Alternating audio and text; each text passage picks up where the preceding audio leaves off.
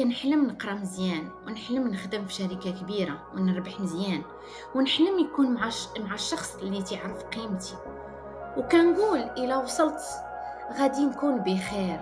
حققت كل شيء، خدمت وتزوجت وركبت الطوموبيل وشريت الدار، ولكن لقيت راسي الفراغ الداخل تيكبر.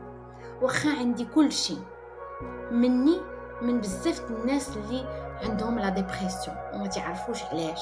القلب تيتألم والعين تدمع، وكنحس براسي غريب وسط النعمة.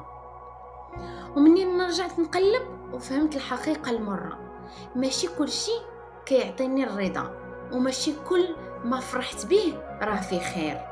الله يقدر يعطيك، يضحكك بشي حاجة، ونفس الحاجة تبكيك. يقدر يعطيك منصب ولكن يخليه قيد في رقبتك. يقدر يرزقك شريك ولكن يخليك تحس بالوحدة وسط العلاقة. السؤال شنو هو؟ واش أنت عبد كتشكر ولا عبد كتحارب؟ كتستعمل النعمة باش تقرب ولا كتستعملها باش تبعد؟ راه أخطر شيء في الحياة أنك تحارب السيد ديالك بالسلاح اللي عطاه ليك. جا الوقت ترجع وتقول يا ربي النعمة منك وغادي نردها ليك بالشكر وبالحب وبالطاعة.